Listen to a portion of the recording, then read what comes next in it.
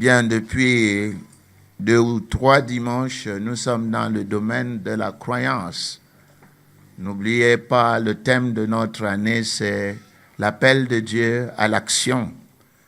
Et un domaine où l'action de Dieu se concrétise autant pour moi, c'est le domaine de la croyance. Le domaine de la croyance, ce domaine est d'une importance capitale. Mais je veux encore vous rappeler ce que nous avons eu à étudier pendant les autres séances. Nous avons étudié le mot croyance qui vient du mot grec pistes et qui veut dire fidélité. Fidélité, il peut aussi vouloir dire la preuve certaine, la conviction ou encore l'engagement. Conviction, engagement, preuve certaine, fidélité. Quelquefois, ce mot pistes est aussi traduit par grâce. Alors, ce que nous devons savoir, c'est que Dieu exige de la croyance dans chaque action que nous menons avec lui.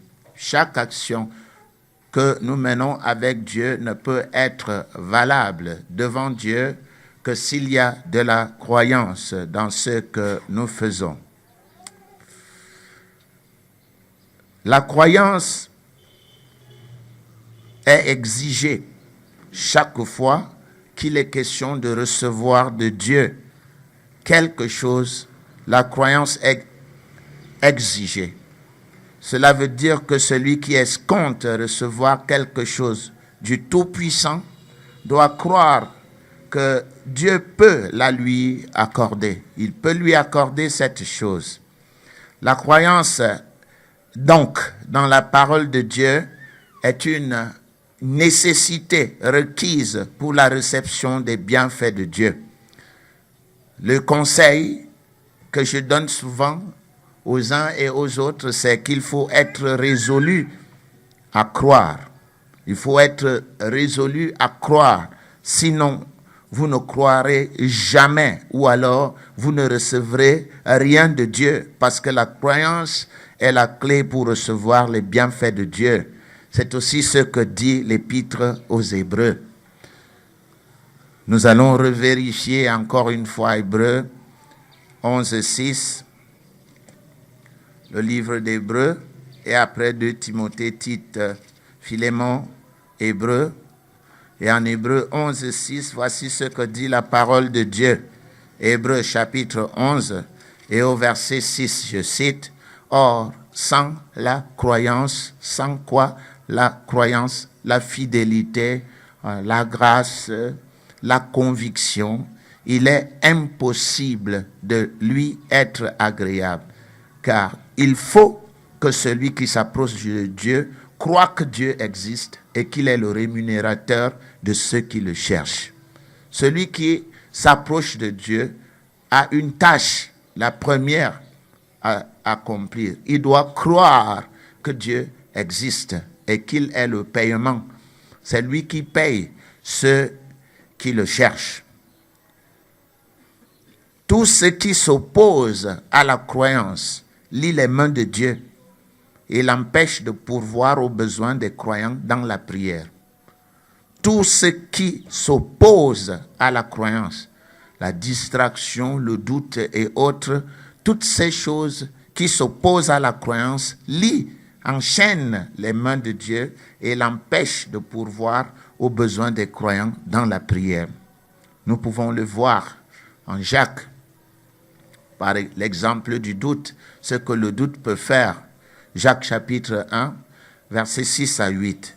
Je cite, « Mais qu'il la demande avec foi, sans douter. Car celui qui doute est semblable au flot de la mer, agité par le vent et poussé de côté et d'autre. » Et le verset 7 est une sentence. Qu'un tel homme ne s'imagine pas qu'il recevra quelque chose du Seigneur. Dieu décrit cet homme au verset 8 et dit, « C'est un homme irrésolu, inconstant dans toutes ses voies. » Un homme irrésolu et inconstant dans toutes ses voies. Donc, croire est une attitude de l'intelligence qui s'accompagne d'une action.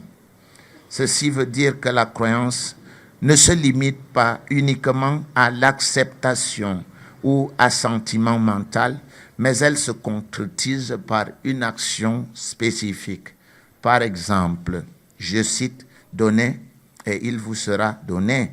Si vous croyez que ce qui est dit en vaut la peine, ce qui est l'acceptation mentale, alors faites-le. La pratique, c'est de le faire. L'action, c'est de le mener à bien. Le verbe croire est donc un verbe d'action qui exige la pratique. Celui qui veut croire doit mobiliser son mental afin d'y bâtir au moyen d'exercices appropriés sa conviction. Et pendant cette petite étude, nous allons voir à travers 2 récits comment l'incrédulité lie les mains de Dieu. Nous allons voir ici le côté négatif de la croyance. Nous avons étudié l'autre jour que la croyance a 2 côtés, le côté positif et le côté négatif, et que dans tous les 2 côtés, on reçoit. Nous avons étudié dans le côté négatif, c'est le doute, c'est l'inquiétude, c'est la peur. Et dans le côté positif, c'est la confiance, l'assurance, la foi. Vous voyez, nous avons même montré ça mathématiquement, que ce sont des fonctions croissantes. Ça commence par le doute, après l'inquiétude, et après l'inquiétude, c'est la peur ou la crainte. Vous recevez quand vous êtes au niveau de la crainte. Quand vous craignez, vous recevez. Et à cet effet, nous avons pris un exemple simple. Il y a des gens qui se pavanent toutes les nuits dehors sans être jamais agressés, tandis que d'autres, juste dès qu'ils se placent au portail, ils prennent un taxi et qui, à l'intérieur, a des agresseurs. Et nous posions la question, qu'est-ce qui a appelé ces agresseurs? C'est votre croyance.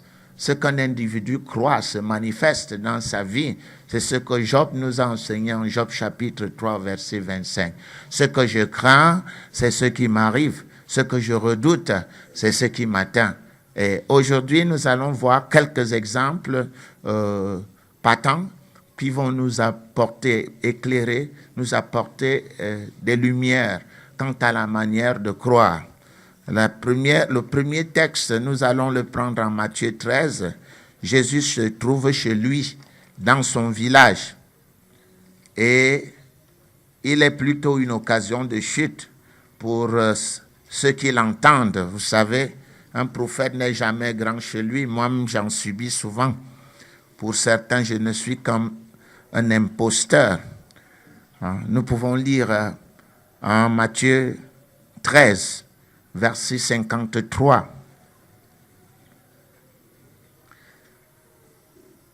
Je cite, « Lorsque Jésus eut achevé ses paraboles, il partit de là. » Verset 54.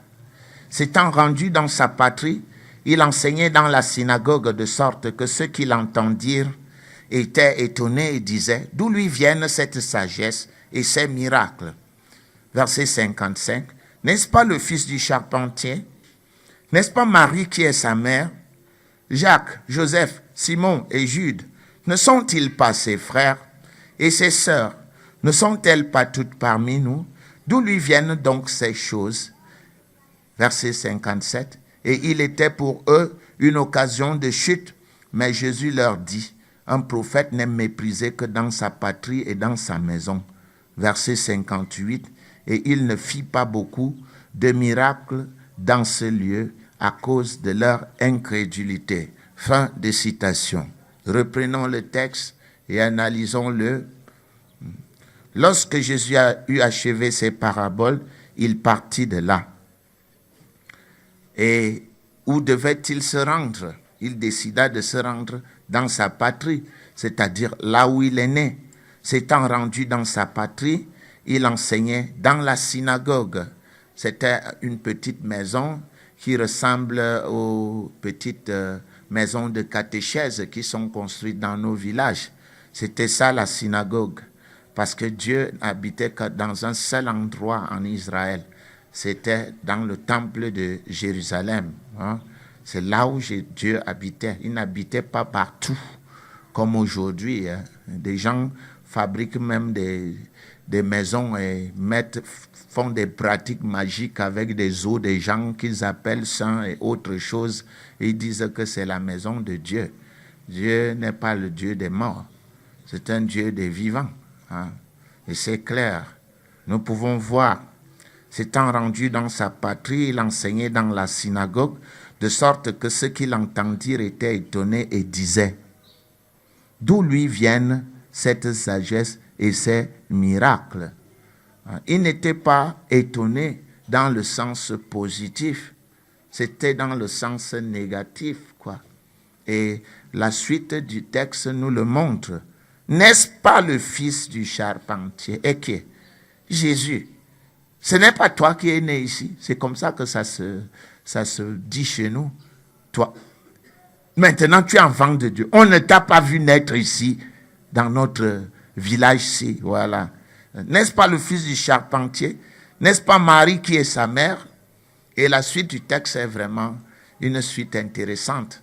Parce que des avocats du diable qui disent que Marie, la Sainte Vierge, elle est vierge même après avoir accouché son fils Jésus-Christ. Ça sont des théologiens d'une église que vous connaissez tous qui ont organisé cette machination. Le sexe n'a jamais été un péché dans la parole de Dieu. Hein. C'est la manière de le pratiquer qui est un péché. C'est Dieu lui-même qui est l'auteur du sexe.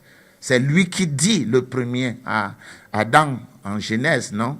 Et sa femme, allez, hein, multiplier. Ils allaient multiplier comment? On ne leur avait pas donné une chambre ou une maison. On leur a donné une planète. Dieu a créé, formé et fait 2 spécimens. Un homme et une femme. Ils n'étaient pas 4. Et un homme et une femme qui avaient la responsabilité de peupler l'univers entier. Donc c'est le plan de Dieu pour la grande famille. Hein. Ça n'a jamais été ce que certains politiciens sont en train de fabriquer aujourd'hui dans nos pays, la limitation des naissances. Nous savons démographiquement que là où il y a le peuple, là se trouve le développement. Nous le savons. Et certains ont manipulé nos familles, nos maisons. D'autres sont même en train d'inventer des vaccins pour stériliser, pour que les Africains n'aient plus des enfants. C'est à vous d'être sages et de bien réfléchir avant d'aller vous jeter dans la gueule du lion. Adam et Ève étaient 2 personnes. Le monde était vide. Il n'y avait que des animaux dans toute la planète Terre. Il n'y avait que des animaux, des oiseaux, des reptiles et les habitants de la mer, naturellement, hein, les poissons et autres animaux. Et sur la terre ferme, il n'y avait que 2 êtres vivants. L'un s'appelait Adam et l'autre s'appelait Ève. Et Dieu leur donne une mission. Laquelle? Allez, soyez féconds. Soyez féconds. La fécondité veut dire quoi? Ayez en vous des substances qui vous permettent de vous multiplier. Et ils allaient multiplier où et comment? Il a bien dessiné des anatomies et chacun sait bien comment ça se passe. Inutile d'en faire des commentaires. Donc le sexe dans la parole de Dieu n'a jamais été un péché. C'est sa pratique dans l'illégalité qui est un péché. Et non sa pratique dans la légalité. Et Joseph et Marie, étaient-ils mariés, oui ou non? Ils étaient mariés, oui ou non? Mais que leur reprochait donc Dieu? Qu'est-ce que Dieu leur reprochait? Il s'est servi de Marie pour faire naître son enfant à lui. Joseph avait bien le droit d'en fabriquer les siens, comme vous voyez à l'exemple de Anne et de Elkana dans l'Ancien Testament. Anne était stérile. Elle a cru Dieu pour avoir un fils et le mettre au service de Dieu. Ce fils s'appelait comment? Samuel. Et comme récompense, parce que ce fils a été mis au service de Dieu, Dieu a redonné à Anne 4 ou 5 autres fils pour remplacer celui qui étaient au service de l'Éternel. Quel est donc le péché que Marie ait des enfants après avoir conçu notre Seigneur Jésus-Christ? Moi, en tout cas, je n'en vois pas. C'est ceux qui ont développé une théologie selon laquelle le sexe est un péché qui savent quoi dire et comment expliquer leurs convictions à eux. Et vous les connaissez. N'est-ce pas le fils du charpentier? N'est-ce pas Marie qui est sa mère? Ah, et voyez la suite. Jacques, Joseph, Simon et Jude, ne sont-ils pas ses frères? Selon ce texte, Jésus a combien de frères? 4 frères. Excusez-moi, 4. Il en a 4. Et ce qui nous fait croire que ce sont les frères de Jésus, c'est ce texte de Luc. Gardez votre page et prenez le livre de Luc. Luc chapitre 2, verset 6. Des gens veulent souvent soutenir ce qui est insoutenable. Ils veulent être des avocats du diable. Quel péché Joseph aurait-il commis d'avoir une femme du nom de Marie qui, plus, soit une personne juste? Il n'a commis aucun péché et Dieu ne se devait pas de le priver de sa femme. Luc chapitre 2, je cite, en Luc chapitre 2 et au verset 6. Il s'agit de la naissance de Jésus à Bethléem. Pendant qu'ils étaient là, c'est-à-dire Marie et Joseph, le temps où Marie devait accoucher arriva, verset 7. Et elle enfanta son fils, comment? Elle enfanta quoi? Son fils premier-né. Est-ce qu'il est dit elle enfanta son fils unique? Pourquoi est-il premier-né? Parce qu'il y en a naturellement d'autres. Si des gens veulent monter des commentaires de tout genre pour soutenir l'insoutenable, ils sont libres. En tout cas, la Vierge Marie n'aurait commis aucun péché en ayant ses propres enfants avec son mari. Elle est dans la légalité de Dieu. Et cette légalité-là se trouve en... D'ailleurs, l'apôtre Paul le soutient en 1 Corinthiens 7. Je peux vous montrer. 1 Corinthiens 7. En 1 Corinthiens chapitre 7.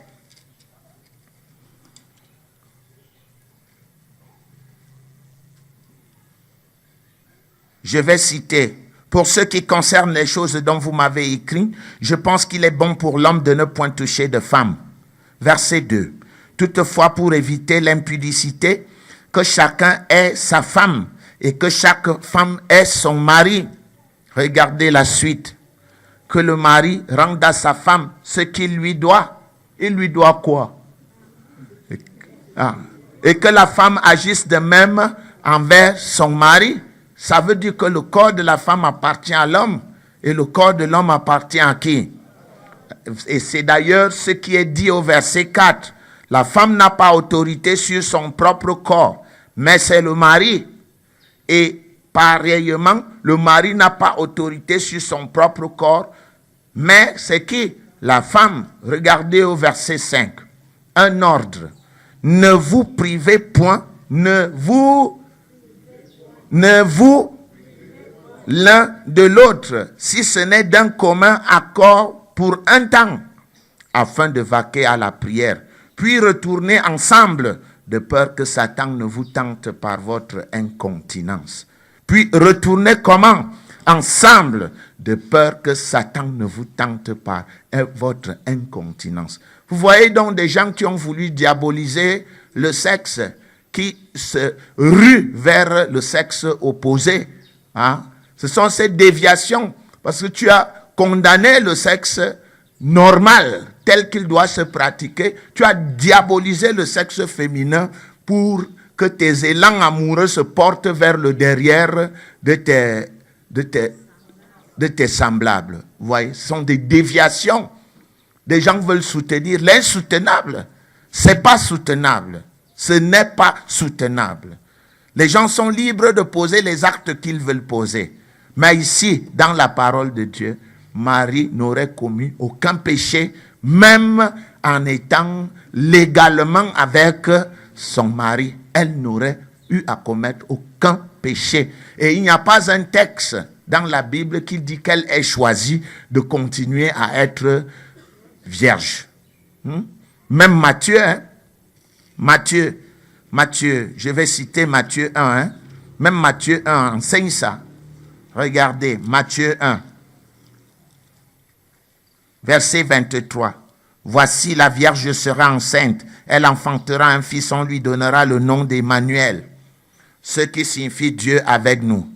Joseph s'étant réveillé, fit ce que l'ange du Seigneur lui avait ordonné, et il prit sa femme avec lui. Mais il ne la connut point, jusqu'à ce qu'elle eût enfanté un fils.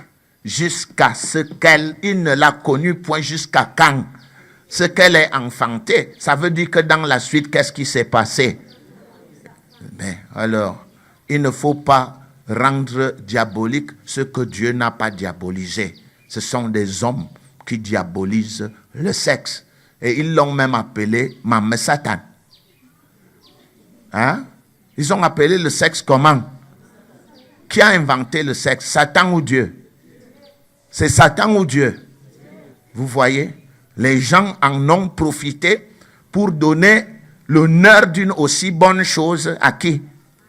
À Satan. Moi je dis c'est faux. C'est Dieu qui est l'auteur du sexe. Bon, maintenant le sexe ne devient péché que lorsqu'il est en dehors des règles de la légalité établie par Dieu.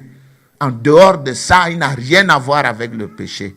Nous pouvons continuer donc. Étant clair, j'insistais pour que les gens ne vous trompent pas par la philosophie et par des faux raisonnements qu'ils ont ourdis sur ce plan-là sexuel, sexe et mari, sexe et ceci. Dieu ne condamne pas un couple légalement marié et marié d'ailleurs selon son ordre. Vous vous souvenez que Joseph voulait se défaire de sa femme, non? Qui lui donne l'ordre de ne pas le faire? N'est-ce pas Dieu? Ça veut dire que le mariage de Joseph et Marie a été célébré par qui? Par Dieu lui-même. Et Dieu lui-même dit que Joseph ne connut pas sa femme jusqu'à ce qu'elle... Ça, c'est la limite. Pour ceux qui ont fait mathématiques, ils comprennent bien ce qu'on appelle les limites. Moins l'infini, plus l'infini. On connaît très bien jusqu'où ça s'est arrêté. Il a respecté cela jusqu'à ce qu'elle accouche. Mais après qu'elle ait accouché, on nous dit que Jésus a 4 frères. Et la suite dit quoi?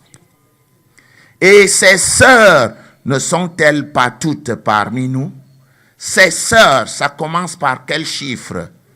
Ça veut dire que Joseph avait au moins combien d'enfants? Au moins 6 enfants. Ça veut dire que Marie avait au moins combien d'enfants? 7 enfants.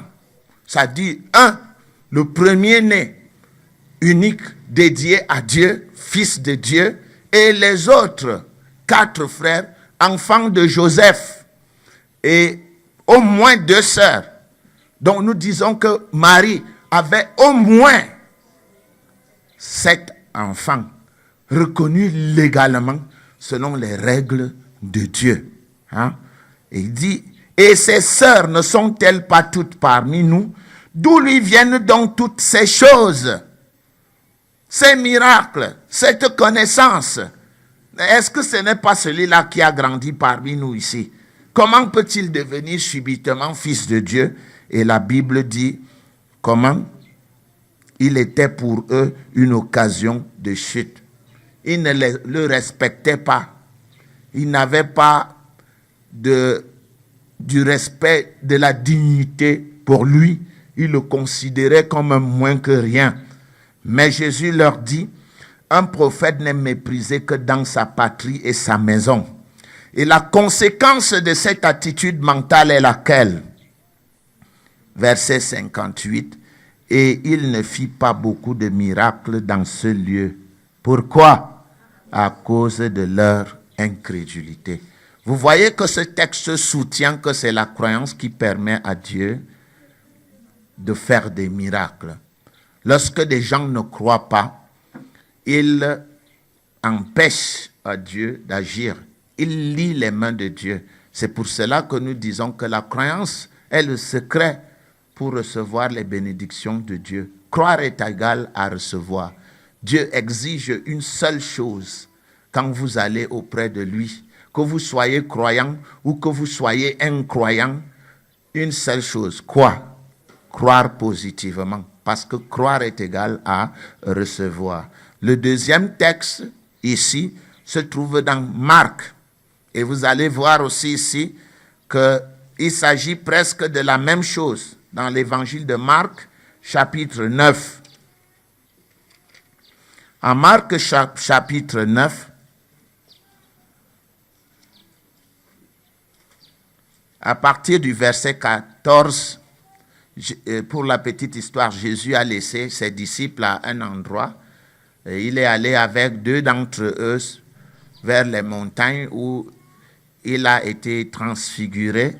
Et de retour de cette montagne, ils vont rejoindre les disciples qui sont restés. Et qu'est-ce qui se passe? Verset 14, je cite. Lorsqu'ils furent arrivés près des disciples, ils virent autour d'eux une grande foule et des scribes qui discutaient avec eux. Dès que la foule vit Jésus, elle fut surprise et accourut pour le saluer. Il leur demanda, « Sur quoi discutez-vous avec eux ?» Et un homme de la foule lui répondit, « Maître, j'ai amené auprès de toi mon fils qui est possédé d'un esprit muet. En quelque lieu qu'il le saisisse, il le jette par terre. L'enfant écume, grince des dents et devient tout raide. J'ai prié tes disciples de chasser l'esprit et ils n'ont pas pu. » Verset 19. Race incrédule, leur dit Jésus, jusqu'à quand serai-je avec vous? Jusqu'à quand vous supporterai-je? Amenez-le-moi. On le lui amena. Verset 20. Et aussitôt que l'enfant vit Jésus, l'esprit l'agita avec violence. Il tomba par terre et se roulait en écumant. Jésus demanda au Père, « Combien y a-t-il de temps que cela lui arrive? » Depuis son enfance, répondit-il. Et souvent l'esprit l'a jeté dans le feu et dans l'eau pour le faire périr. Mais si tu peux quelque chose, viens à notre secours. Aie compassion de nous.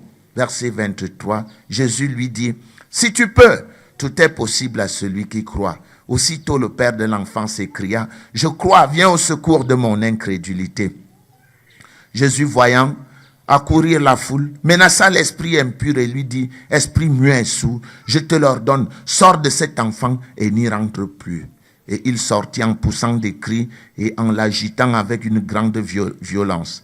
L'enfant devint comme mort, de sorte que plusieurs disaient qu'il était mort. Mais Jésus, l'ayant pris par la main, le fit lever et il se tint debout. Fin de citation. Et il se tint debout. Fin de citation. Revenons et analysons ce texte. Dès que la foule vit Jésus, c'est le verset 15, elle fut surprise et accourut pour le saluer. Les gens étaient agités autour des disciples de Jésus et Jésus voulut s'enquérir de ce qui se passait. Il leur demanda, « Sur quoi discutez-vous avec eux ?» Et voici l'histoire, la bonne histoire qui peut nous instruire sur la croyance. Et un homme de la foule lui répondit, « Maître, j'ai amené auprès de toi mon fils qui est possédé d'un esprit muet. » Ce monsieur avait de la connaissance. Il pouvait discerner que la maladie de son fils était le fait d'un esprit diabolique. Et il décrit la situation. En quelque lieu qu'il le saisisse, il le jette par terre. L'enfant écume, grince des dents et devient tout raide. J'ai prié tes disciples de chasser l'esprit et ils n'ont pas pu. Il ne s'agit pas de l'épilepsie, comme certains ont l'habitude de dire, parce qu'ils veulent faire croire que les Juifs de l'époque n'avaient pas la connaissance des maladies, Non, Jésus a fait une distinction nette et claire entre les maladies d'origine diabolique et les maladies d'origine naturelle. C'est clair, c'est bien clair en Matthieu 10. Allez, guérissez les malades, chassez les esprits, guérissez les malades, chassez les esprits. Des gens ont souvent des esprits et sont malades. Nous, on en voit beaucoup ici. Ça veut dire qu'il y a des maladies qui ont des vecteurs naturels et des maladies qui ont des vecteurs spirituels comme cause de la maladie. Si c'est un esprit qui est la cause de la maladie, aucun médecin ne peut soigner sur terre. Aucun. Et il n'y a que la médecine spirituelle qui peut sortir cet homme du fiel amer. Aucun microscope ne peut détecter un démon. Aucune pratique humaine ne peut guérir une maladie spirituelle. Non. C'est que les sciences de l'observation jugent tout d'après l'observation, c'est tout. Mais ces sciences positivistes ne peuvent pas déterminer la subjectivité qui se trouve à l'intérieur. On ne peut pas quantifier l'amour. Est-ce qu'on peut quantifier la haine? Il n'y a pas comment on appellerait un quanturomètre pour quantifier l'amour dans les cœurs? Non. Aucun microscope ne peut détecter cela. C'est impossible. En quelques lieux qu'ils le saisissent, ils le jettent par terre. L'enfant écume, grince des dents et devient tout raide. J'ai prié tes disciples de chasser l'esprit et ils n'ont pas pu. Ici, cet esprit imite. Et une des caractéristiques des esprits, c'est d'imiter. Moi, j'ai rencontré des esprits dans des corps qui imitaient le paludisme. Et vous voyez, il me souvient, cette personne grelottait. Et ce qui était étrange, c'est que ceux qui étaient près de cette personne sentaient eux aussi froid. Parce que la personne était une source comme un réfrigérateur qui décharge la glace, qui irradie avec la fraîcheur. Moi, j'ai rencontré ce genre d'esprit. Donc, les esprits imitent tout. Il suffit qu'un esprit soit dans un milieu et qu'il se mette à imiter ce type de maladie. Race incrédule, leur dit Jésus. Race incrédule, c'est les Israélites. Ils étaient des incrédules. Jusqu'à quand serai-je avec vous? Jusqu'à quand vous supporterai-je? Amenez-le-moi. Et on le lui amena. Aussitôt que l'enfant vit Jésus, l'esprit ils aiment le spectacle, vous le savez, non? L'esprit l'agita avec violence. Quelquefois, ici, on nous casse des chaises dans les soirées de délivrance. Il tomba par terre et se roulait en écumant. Jésus demanda au Père, c'est ici, ça devient important. Jésus veut connaître. Mon peuple est détruit parce qu'il lui manque quoi? Ça, les disciples n'ont pas fait ça. Ils sont venus juste pour chasser l'esprit. Ils n'avaient pas scruté, investigué pour savoir de quoi est-ce qu'il s'agissait. Combien y a-t-il de temps que cela lui arrive? Depuis son enfance, répondit-il. Ah bon, ceux qui viennent de suivre la dédicace peuvent comprendre beaucoup de choses. Que s'était-il passé? Il avait dédié son enfant, mais il ne l'instruisait pas selon la voie de Dieu. Parce qu'un enfant instruit selon la voie de Dieu n'a pas les démons dans le corps. Vous comprenez maintenant l'importance de ces pratiques. Ce père dit, depuis son enfance, répondit-il, cela veut dire que c'est un mauvais père. Il n'a pas éduqué son enfant selon la loi. Instruis ton enfant, instruis l'enfant selon quoi? La loi, la voie qu'il doit suivre, et quand il sera vieux, il s'en détournera. Et souvent, l'esprit l'a jeté dans le feu et dans l'eau pour le faire périr. Et maintenant, voici la grosse erreur du père. Mais si tu peux quelque chose, viens à notre secours. Le père tend la main vers qui? Si tu peux. Elle veut que Jésus croie. Il veut que Jésus croie à sa place. Et beaucoup de croyants ici sont comme ça. Ils viennent ici, mais veulent que le pasteur croie à leur place. Et c'est ce qui est arrivé aux disciples. Ils croyaient à la place de qui? De l'enfant. Mais quel était le lien entre eux et l'enfant? D'où leur échec. Personne ne veut échouer, ni en privé, ni sur les places publiques. Et cet échec était public. Ces disciples qui avaient toujours eu gain de cause face aux démons se trouvaient confrontés à un grave problème ce jour-là. Ils ont été humiliés par un esprit devant tout le monde. L'esprit n'est pas sorti. Quelle était la cause? Là, voici la cause. Jésus détecte la cause. C'était laquelle? Le Père ne croyait pas. Le Père voulait que les hommes de Dieu croient à sa propre place. J'ai vu ça plusieurs fois ici. Des gens qui venaient m'appeler pour prier pour leurs enfants. Mais à peine entrais-je pour prier pour leurs enfants, eux-mêmes sortaient, on les voyait de l'autre côté de la route dans des bars, en train de boire. Oui, Bélibi croit pour mon enfant.